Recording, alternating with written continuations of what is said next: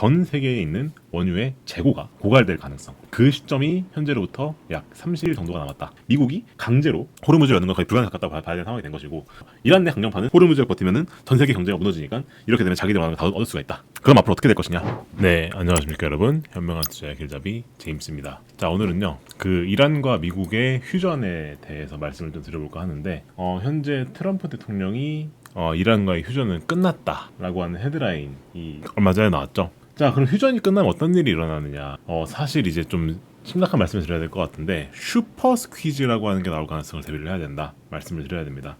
이게 무슨 말이냐면은, 현재 휴전이 깨졌음에도 불구하고 원유 가격이 약 70불 선에서 지금 왔다 갔다 하고 있습니다. 근데 이 원유 가격이 어느 임계점을 넘어서면은 그때부터는 비선형적으로 폭등할 가능성, 그러니까 말도 안 되는 속도로 올라갈 가능성을 대비한다는 말씀을 드리는 건데, 그게 왜 그러냐면은 현재 이 전쟁으로 인해서 호르무즈가 막힌 지가 지금 벌써 몇 달이 됐죠. 그리고 이번에 다시 휴전이 깨짐으로 인해서 다시 한번 호르무즈의 물동량이 줄어들었습니다.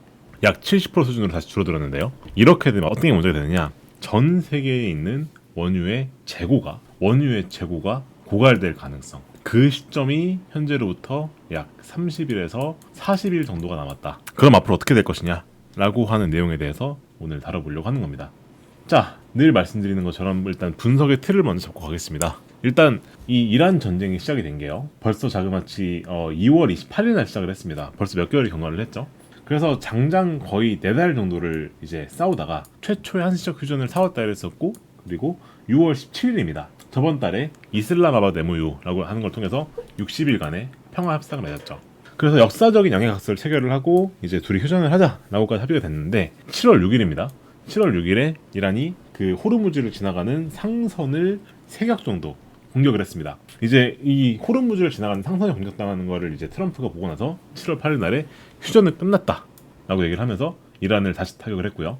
그리고 이란에게 그 부과했었던 제재 유예를 전부 다 취소를 하면서 본격적으로 다시 이란과 그 미국의 갈등이 다시 격화되는 그러한 모습을 보이고 있습니다. 이런 일이 일어나게 된 배경에는 무엇이 있느냐? 크게 봤었을 때 5가지 레인지에서 있다고 보면 될 것 같은데요. 휴전의 범위와 해협 통제권, 그리고 핵 프로그램, 그리고 제재, 협상 메커니즘, 이 5가지에서 사실상 이란과 미국이 평행선을 달리기 때문에 그렇습니다. 일단 구체적으로 휴전의 범위는 그 미국 같은 경우에는 미국과 이스라엘 그리고 이란 간의 즉각적 적대행위 중단으로 되어 있는데, 이제 이란이 요구하는 레바논, 이라크, 예멘 같은 모든 전선에서 즉각 휴전해야 된다라고 한 내용인 거고요. 그리고 호르무즈 해협에 대해서 미국은 즉각 개방을 해야 되고 완전한 항행 자유가 보장이 되어야 된다라고 하는데, 이란은 호르무즈의 통제권을 본인들이 가져오고 싶어합니다. 그래서 호르무즈에서 통행료를 거둘 수 있어야 되고, 그리고 일부 선박은 자기들의 허가를 받아야 갈 수 있다라고 하는 말 그대로 호르무즈 해협에 대한 통제권, 이게 지금 양국이 평행선 달리고 있고요. 세 번째는 핵무기입니다. 핵무기인데, 그 미국 같은 경우에는 이란이 핵 전반적인 모든 것을 폐기해야 된다라는 입장인데, 이란은 평화적 목적으로 유지를 할 수 있게 해줘야 된다라는 입장이고요.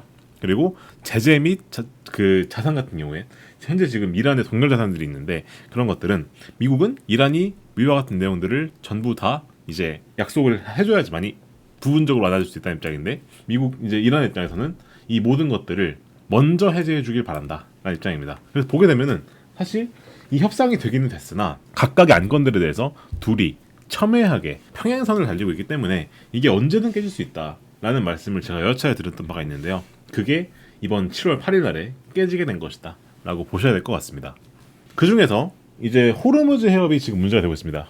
휴전이 깨지게 된 가장 근본적인 배경이 이란이 호르무즈를 지나가는 그 배를 공격했기 때문에 그렇죠. 이 호르무즈 해협은 다들 아시겠지만 세계 해상 원유의 약 20% 정도 되는 그 어마어마한 물동량이 지나가는 곳이고요. MOU가 발효된 직후를 보게 되었을 때 호르무즈 물동량이 70% 초반으로 급감했습니다. 그러니까 원래는 그 평상시에는 호르무즈에 약 3,100척 정도 왔다 갔다 합니다. 근데 전쟁이 발발한 이후에는 200척 미만으로 줄었고요. 그리고 MOU가 맺어진 직후에 500척까지 증가를 했으나 이제 다시 물동량이 줄어드는 그런 상황이 있습니다.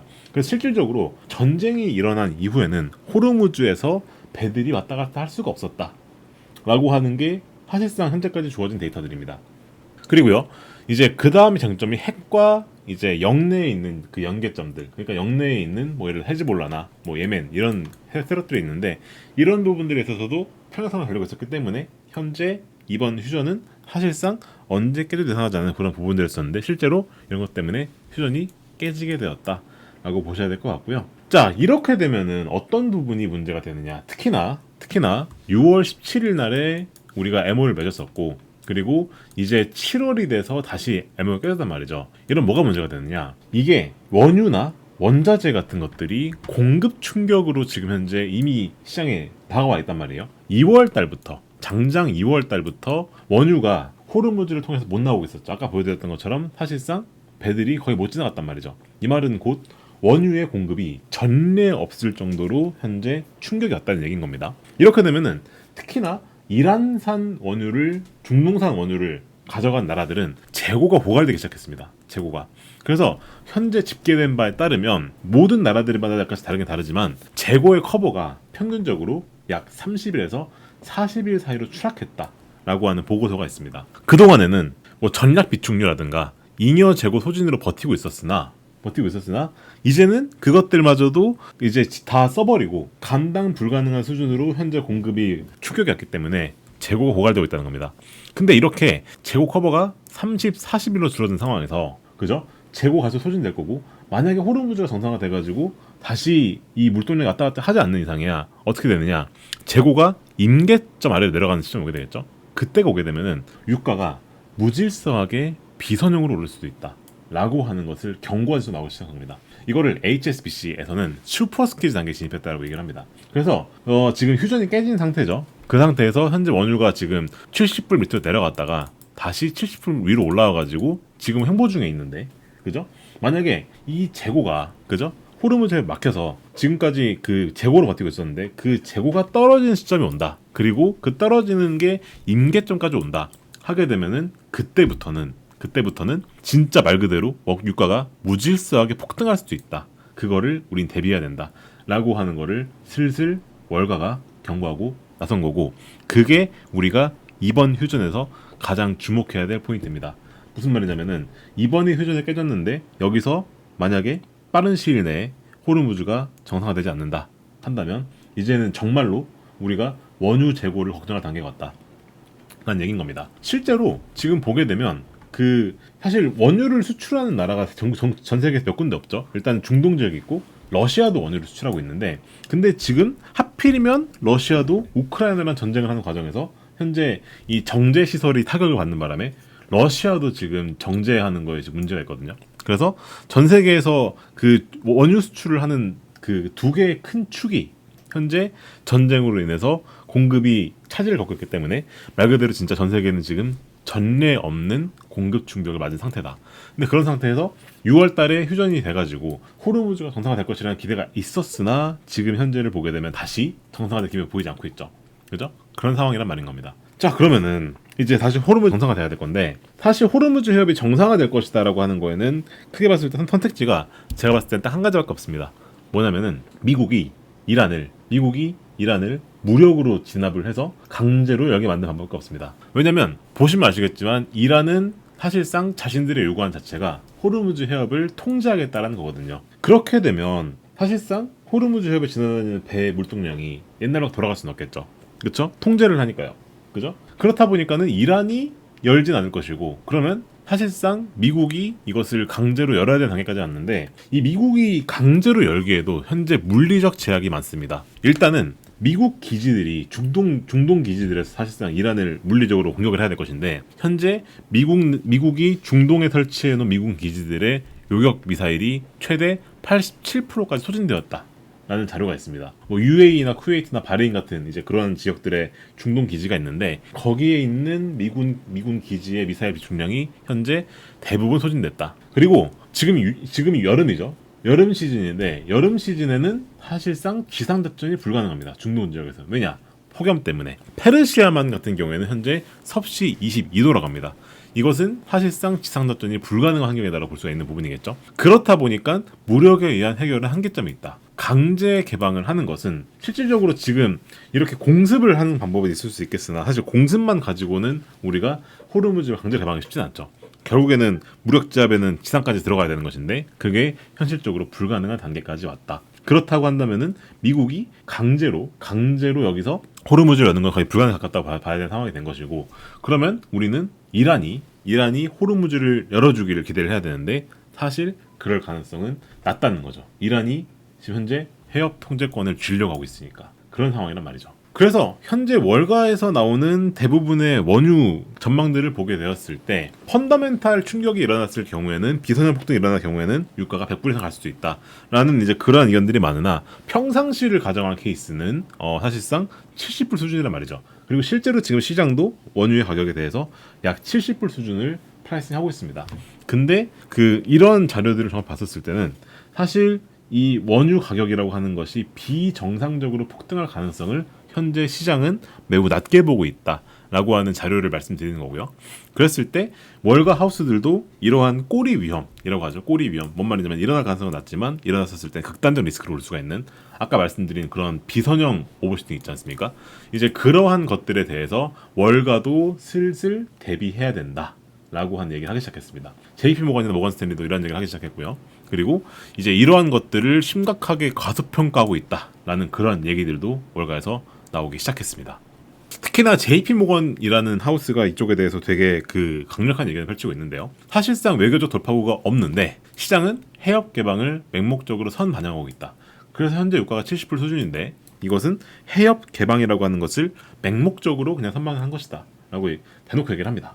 그리고 낙관론은 주술적 사고다라고 하는 강력한 얘기도 있습니다. 사실상 이렇게 트럼프가 이렇게 이란이랑 잘 되고 있다 이렇게 얘기하는 것이 단지 중간 선거를 앞둔 메시지일 뿐인 거고, 이제 이란 내 강경파죠. 이란 내 강경파는 사실상 시간이 우리 편이다는 메시지 던지고 있습니다. 자, 뭔 말이냐면은 이렇게 버티면, 호르무즈가 버티면은 전 세계 경제가 무너지니까 이렇게 되면 자기들 원하는 거 다 얻을 수가 있다 라고 하는 이제 그런 거란 말인 거죠. 그래서 이러한 것들에 대해서 우리는 본격적으로 대비를 할 필요가 있다 라고 하는 것이 이제 월가에서 나온 얘기라고 하는 겁니다. 자, 이렇게 되면 어떤 문제가 생기느냐. 원유가 만약에 100불을 넘는다 하게 되면은 사실상 꼬리가 발생했었을 때는 많이 보는 하우스들은 유가가 150불까지 갈 수도 있다 전망을 하거든요. 근데 골드만삭스 같은 경우에는 만약에 유가가 100불을 넘는다, 그게 그리고 만약에 고착화된다 하게 되면은 이거는 사실 침체를 불러올 수도 있다. 왜냐면 이 유가의 상승이라고 하는 것은 말 그대로 공급 충격에 의한 거죠. 공급 충격에 의한 물가 상승은 어떻게 되느냐. 그러면은 수요 측면에서는 사실상 이제 수요가 증가해서 물가가 오른 게 아니기 때문에 이것은 일반 소비자들의 소비력을 감소시키는 효과를 가져오게 되죠. 그것은 곧 경기의 침체로 이어집니다. 그렇게 되면 미국 경기가 침체로 갈 수도 있다. 그래서 침체 확률이 올라갈 수도 있다 라고 얘기하는 거고요. 그리고 이렇게 되면은 국채, 주식 둘 다 동반 하락될 가능성도 있다 라고 얘기를 합니다. 근데 이렇게 되는 것이 어떻게 보면은 말 그대로 이 가격 충격에 의한 것이기 때문에 가치 충격은 아니다. 뭔 말이냐면은 우리가 사실 AI라고 하는 거 있지 않습니까? AI 섹터 같은 경우에는 사실상 이러한 것들과 무관하게 펀더멘탈적으로 해석할 수가 없기 때문에 이렇게 완전 조정이 온다게 됐었을 때는 이제 그러한 주식들에 대해서는 비중 확대에 기회일 수 있다라는 그러한 긍정 메시지도 있으나, 하여튼 우리가 여기서 파악해야 될 포인트는 뭐냐면 이 유가라고 하는 것은 현재는 70불 수준에 머물러 있지만 현재 공급 상황이, 특히나 공급 상황이 마비된 지가 꽤 시간이 경과했고, 그로 인해서 사실상 이제 재고라고 하는 것이 부족해진 단계까지 왔기 때문에 여기서 만약에 이 사태가 장기화된다, 사실 장기화라고 하는 것도 그렇게 긴 그것도 아닙니다. 한 달 정도 이게 지속된다 한다면 그때부터는 정말로 유가가 말도 안 되게 오를 수 있는 가능성을 대비를 해야 된다라는 말씀을 드리고 싶었던 겁니다. 사실 지금 그거를 채권 시장은 선반영하고 있는 것 같습니다. 현재 국채 금리가 계속 오르고 있거든요. 미국 10년물 금리가 어느새 다시 4.5를 넘었습니다. 그죠? 이렇게 된 배경에 뭐가 있을까요? 당연하겠지만 시장에서 걱정을 하는 겁니다. 뭘 걱정하느냐? 유가가 올라가서 물가가 올라갈 수 있다 라고 하는 그런 걸 걱정하기 시작한 거죠. 그래서 유가가 지금 되게 높은 상태로 유지가 되고 있고, 그리고 이제 에너지 섹터 있지 않습니까? 에너지 섹터가 다시 한번 반등을 하기 시작했어요. 그리고 항공, 크루즈, 이러한 유가가 올랐을 때 피해를 보는 섹터들은 이제 내리기 시작했죠. 이게 사실상 아직 원유 시장은 이런 걸 반영하고 있지 않으나 주식 시장에서 특정 섹터와 채권 시장은 반영하기 시작했다라고 하는 부분들이 보이기 시작하는 부분이라는 거죠. 그래서 이러한 것들이 현재 금융시장에도 파급을 미치고 있다라는 겁니다. 자, 이런 상황에서 우리는 어떻게 투자를 해야 되느냐? 이제 사실 유가가 급등한다라고 했었을 때는 우리가 아까 말씀드렸던 것처럼 이제는 에너지 안보 패러다임의 변화를 대비를 하고 우리가 그거에 맞는 포트폴리오를 짜야 한다는 얘기를 하는 거죠. 사실상 이게 어떻게 보면은 이번에 전 세계가 이 호르무즈라고 하는 것이 막힌다고 하는 것이 과연 어떠한 파급 효과를 불러오느냐라고 하는 것을 진짜 전 세계가 말 그대로 몸소 체감하게 된 그러한 것을 보게 되었단 말이죠. 그래서 이렇게 얘기를 합니다. 바클레이즈는 에너지 안보의 패러다임이 진화하기 시작했다. 그래서 앞으로는 전 세계가 에너지에 대한 자립 수요가 폭발할 것이다. 그러면 이제 이런 자립 수요를 불러일으켰을 때 우리가 호재를 볼 수 있는 섹터들, 거기에 투자를 해야겠죠. 그런 것들이 뭐 해양 플랜트, 시추, 파이프라인 이런 것들이 있을 수 있습니다. 이러한 것들에 대해서 우리가 이제는 다시 한번 비중화를 해볼 필요가 있다. 이런 것들이 현재 시장에서 나타나는 흐름들이기 때문에 이러한 부분들에 우리가 초점을 맞추고 투자를 할 필요가 있겠다라는 말을 한다는 겁니다. 결론입니다. 사실 이 유가가 급등한다라고 하는 것이 어떻게 보면 꼬리 위험이라고 합니다. 꼬리 위험은 뭐냐면은 일어날 가능성이 적다는 건데, 근데 현재까지 주어진 정보를 봤었을 때는 그 가능성이 생각보다 높다라는 거를 우리는 기본 가정으로 깔고 가야 됩니다. 현재 특히나 시장에서는 그래도 7월 달에는 정상화될 것이다 라고 하는 그러한 가정을 까는데, 그것은 근거 없는 희망 가능성이 좀 크다. 그래서 브렌트유가 진짜 100불 넘어서 120불, 150불까지 갈 수 있는 그러한 가능성을 우리는 염두는 해둬야 된다. 그리고 그렇게 되었음에도 불구하고 우리가 투자를 했었을 때 우리의 포트폴리오를 지킬 수 있는 이제 그러한 섹터들로의 우리가 그 편집이 필요할 것 같고, 그래서 해지 목적으로 에너지 안보라고 하는 이제 그러한 섹터에 해당하는 것들을 우리가 반드시 포트폴리오를 깔고 가야 되겠다라는 말씀을 드려야 될 것 같다는 겁니다. 자, 오늘 영상이 도움이 되셨나요? 오늘 제가 여러분들에게 보여드린 자료와 리포트들은 모두 저희가 7월 15일 날에 자랑스럽게 출시할 퀀터스 바이브라는 이 AI 인공지능을 통해서 개발이 되었습니다. 자, 퀀터스 바이브에서는요, 아까 보여드렸던 모든 월가의 자료들을 가져와서 저희가 가지고 있는 기관급 실 데이터를 가지고 리포트를 만들어주고요. 이제 그거에 기반한 리포트를 통해서 오늘 여러분들께 보여드린 PPT를 만들었습니다. 그리고 그것을 통해서 우리가 앞으로 어떤 투자 전략을 짜야 될지 그런 부분들까지도 도와주는 말 그대로 전 세계 최초의 트레이딩 에이전트입니다. 그래서 투자를 함에 있어서 요즘에 AI 많이 쓰시죠? 뭐 클로드 코드 쓰시는 분도 계시고 제미나 쓰시는 분도 많으신데, 바이브 하나만 있으시다면 투자에 있어서는 모든 것들을 해결할 수 있는 그러한 AI 솔루션입니다. 관심 있으신 분들은요, 현재 사전 신청 기간에 있습니다. 바이브는 7월 15일에 정식 출시 예정이고요. 사전 신청해 주신 분들 한해서는 저희가 무료 체험할 수 있는 혜택을 드립니다. 그래서 관심 있으신 분들은 아래 고정 댓글에 보시면 여기 사전 신청 링크가 있으니까 꼭 참고해 주시면 좋겠고요. 나는 이렇게 직접 이렇게 AI를 통해서 뭔가 하는 게 귀찮다 하시는 분들을 위해서 여기 VIP 플랜도 있습니다. VIP 플랜은 저희가 바이브를 통해서 이렇게 만든 리서치 결과를 토대로 해서 실제로 여러분들의 고도화된 포트폴리오를 짜서 운영을 해드리는 그런 솔루션을 보시면 될 것 같고요. 그 부분은 여기 VIP 상담 신청 링크에 가보시면 있습니다. 상담 신청 공짜니까요. 관심 있으신 분들은 꼭 한번 신청해보시면 바라겠다 말씀드리고 싶습니다. 네, 그럼 오늘 영상은 여기까지 하도록 하겠습니다. 제 유튜브 채널 구독과 좋아요, 알림 설정까지 꼭 부탁드리겠습니다. 그럼 저는 다음에 인사를 드리겠습니다. 감사합니다.